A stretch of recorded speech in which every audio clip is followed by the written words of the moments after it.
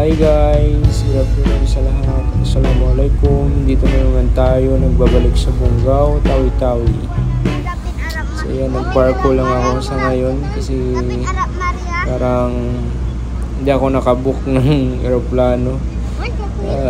May advice ko sa magta-travel papunta dito sa Tawi-Tawi, talaga kayong magbarko kasi same lang yung magastos nyo sa plane compare sa plane.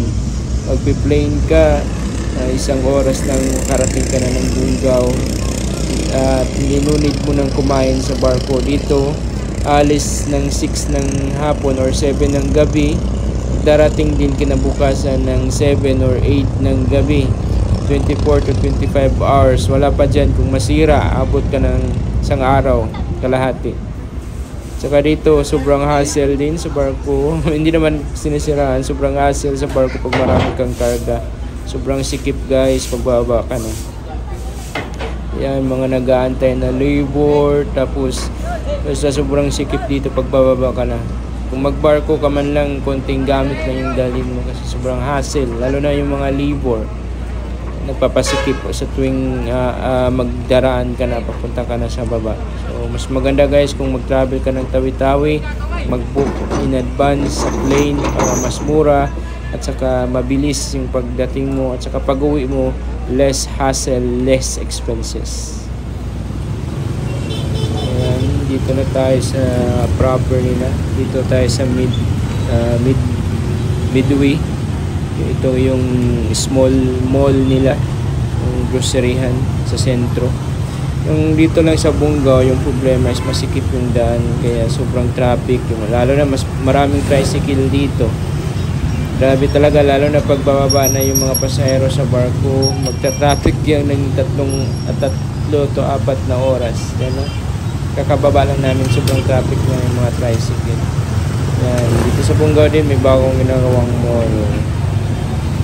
Yan yung may experience mo pag dito ka sa Bungaw guys. 2 lanes lang yung daan, tapos meron pang magpa-park.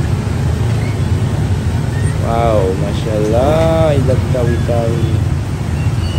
Kahit ma-traffic, nakaka-enjoy naman dito.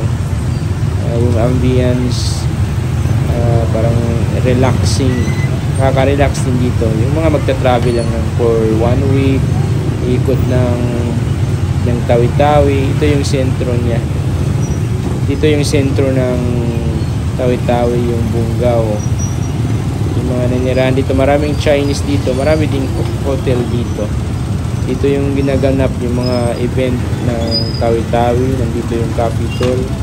Lahat ng mga event na gagawin dito sa Tawi-Tawi, dito yung iniheld sa Bungaw. Ito yung sentro nila. Dito yung mga malalaking universidad tsaka paaralan.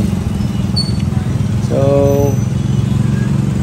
mas maganda dito kung may motor ka or di kaya bike, mas maganda din yung bike dito. Experience nyo lang yung pag-ikot-ikot dito. Safe naman yung place, tsaka I recommend na ma-enjoy nyo talaga yung pag-vacation nyo dito.